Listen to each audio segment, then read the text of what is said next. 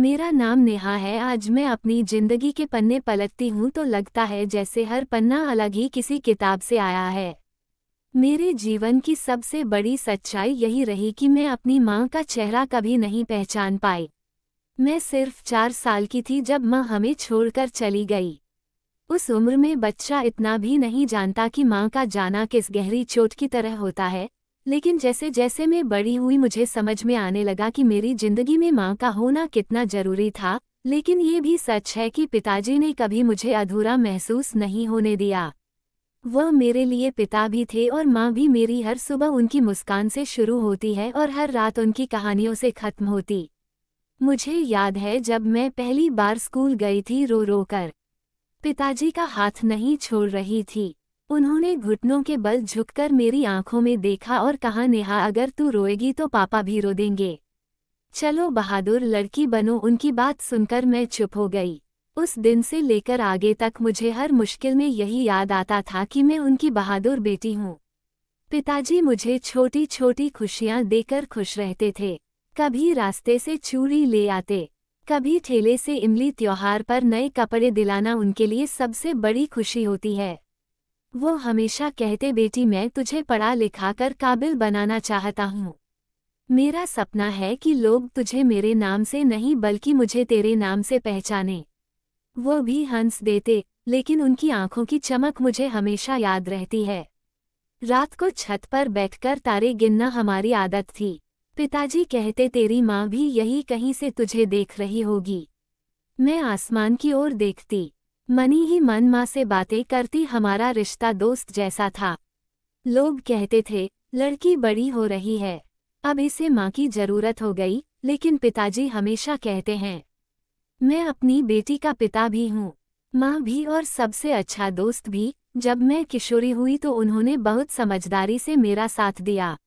उन्होंने कभी मुझे यह एहसास नहीं होने दिया कि मेरी जिंदगी में कोई कमी है। इस तरह कब समय बीत गया पता ही नहीं चला। पढ़ाई पूरी होने के बाद मेरी शादी की बात चली। जब रोशन का रिश्ता आया तो पिताजी ने पहली ही मुलाकात में कह दिया, यही है वह इंसान जो मेरी बेटी को समझेगा। शादी धूमधाम से हुई, दुल्हन बनी तो पिताजी की आंखों में आंसू आ गए।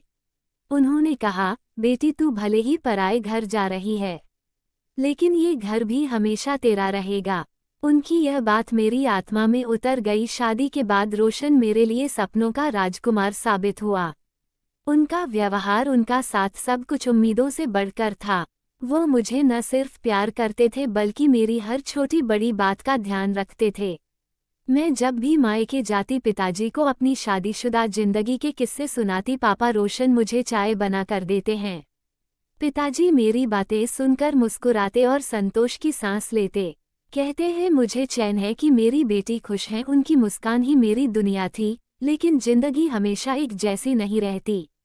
मेरी शादी को 1 साल भी पूरा नहीं हुआ कि पिताजी बीमार पड़ गए। पहले तो बस हल्की खांसी और कमजोरी थी, लेकिन धीरे धीरे बीमारी ने उन्हें जकड़ लिया। हमने डॉक्टर को दिखाया, दवायां दी, हर कोशिश की, लेकिन नियति को कुछ और ही मंजूर था। एक दिन अस्पताल के बिस्तर पर उन्होंने मेरा हाथ थाम कर कहा, मुझे तुझ पर गर्व है।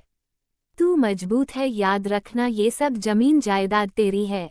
मैं नहीं चाहता कि कोई तुझ पर हुकूमत करे। उस समय मैंने उनकी बात को हल्के में लिया। मुझे लगा कि पापा जल्दी ठीक हो जाएंगे, लेकिन किस्मत ने मेरी हंसी छीन ली। कुछ ही दिनों बाद वह दुनिया छोड़कर चले गए। जिस दिन पिताजी की सांसें थमी, मेरी दुनिया जैसे रुक गई। सफेद चादर में लिपटी अपने पिताजी को देख तूफान उमड़ पड़ा। मैं चीखना चाहती थी, रोना चाहती थी, लेकिन मेरी आवाज गले में ही अटक गई।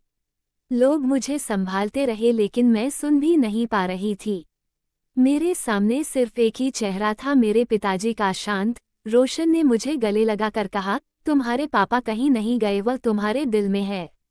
लेकिन मेरा दिल जानता था कि अब मेरी दुनिया कभी वैसी नहीं होगी। रस्में पूरी होने के बाद सभी रिश्तेदार चले गए, घर सूना पड़ गया। पिताजी का कमरा बंद कर दिया गया। मैं कई बार उस कमरे के दरवाजे के सामने खड़ी हो जाती, जैसी उम्मीद करती कि अंदर से पिताजी बाहर आएंगे। लेकिन दरवाजे के पीछे सिर्फ खामोशी थी। उनकी दी हुई फाइलें, जमीन जायदाद के कागज, सब अलमारी में रखे थे। जब भी उन्हें देखती उनकी आवाज कानों में गूंजती, बेटी यह सब तेरे लिए है। तू कभी किसी के सामने झुके नहीं, बाहरी दुनिया को लगता था कि मैं संभल गई हूँ। लोग कहते नेहा कितनी मजबूत है, लेकिन भीतर में हर रोज मरती थी। रात को जब सब सो जाते हैं, मैं तकिए में मुंह छुपाकर रोती। मैं हंसती भी थी, काम भी करती थी, लेकिन मेरे भीतर का सन्नाटा हर दिन बढ़ता जा रहा था। रोशन हर वक्त मेरा सहारा बने रहे। उन्होंने कभी मुझे अकेला महसूस नहीं होने दिया। धीरे धीरे मैंने खुद को संभालना शुरू किया। मैं जानती थी कि अगर पिताजी होते तो चाहते कि उनकी बेटी हार न माने। मैंने खुद से वादा किया कि मैं टूटूं नहीं।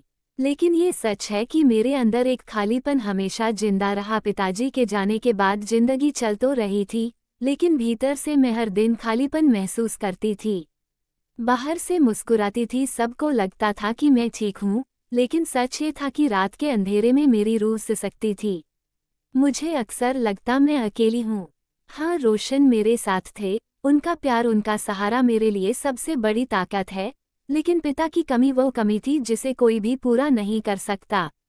इसी दौरान मैंने महसूस किया कि मेरे अंदर जो बातें उमड़ रही है, उन्हें कहीं उतारना जरूरी है। अगर मैं उन्हें दबा कर रखूंगी तो शायद मैं खुद से हार जाऊंगी। एक दिन मैंने अलमारी से पुरानी डायरी निकाली। उसी दौरी में पिताजी मुझे कभी कविताएं लिखने को कहते थे। मैंने पेन उठाया और लिखना शुरू किया। आज पापा की बहुत याद आ रही है। काश वह होते तो मुझे गले लगाकर कहते, बेटी तू अकेली नहीं है।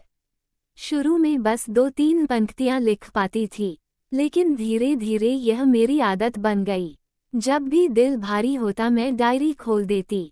उसमें मैं अपने आंसू, अपने डर, अपनी यादें सब लिख लेती। धीरे धीरे डायरी मेरे लिए माँ बाप, दोस्त और आईने सब बन गई। उसमें मैंने अपना पूरा दिल खोल दिया। एक रात रोशन ने मुझे डायरी लिखते देखा। उन्होंने पूछा, क्या लिख रही हो नेहा? मैंने कहा, बस अपने मन की बात। वो मुस्कुराए, अच्छा है, जब मन भारी हो तो कागज पर उतार दो, ये शब्द तुम्हें संभाल लेंगे। उनकी यह बात सुनकर मुझे लगा कि हाँ, शायद यही तरीका है खुद को बचाने का। कुछ महीने बाद रोशन ने मुझसे एक बात साझा की, नेहा मैं सोच रहा हूँ कि गांव में एक छोटा सा पुस्तकालय खोलूं। मैंने हैरानी से पूछा, पुस्तकालय यहाँ गांव में? वो बोले, हाँ, यहाँ बच्चों के पास किताबें नहीं है। अगर हम एक लाइब्रेरी बना देंगे तो बच्चे पढ़ पाएंगे, सपने देख पाएंगे। उनकी आंखों में चमक थी, वो वही चमक थी जो कभी मैंने पिताजी की आंखों में देखी थी, जब वह कहते थे कि मुझे पढ़ा लिखा कर आगे बढ़ाना है। मैंने तुरंत कहा, मैं तुम्हारे साथ हूँ। धीरे धीरे तैयारी शुरू हुई। गांव के लोगों ने भी मदद की। किसी ने पुरानी किताबें दी, किसी ने फर्नीचर। रोशन ने अपने कुछ पैसे लगाए और मैंने भी पिताजी की दी हुई जमीन का छोटा सा हिस्सा बेचकर मदद की। आखिरकार वह दिन आया जब हमारा पुस्तकालय खुला। गांव के बच्चों की आंखों में भी चमक थी है। देखकर मुझे लगा जैसे मेरे पिताजी कहीं ऊपर से मुस्कुरा रहे हैं। पुस्तकालय में रोशन ने एक कोने में मेरी पुरानी डायरी रख दी। उन्होंने कहा, ये डायरी सिर्फ तुम्हारी नहीं है। नहीं, ये उन सब की है जो अकेलापन महसूस करते हैं। जब कोई इसे पढ़ेगा तो उसे लगेगा कि वह अकेला नहीं है। पहले मुझे हिचकिचाहट हुई, लेकिन फिर मैंने सोचा, अगर मेरी लिखी बातें किसी को सहारा दे सके तो इससे बड़ा पुण्य और कुछ नहीं।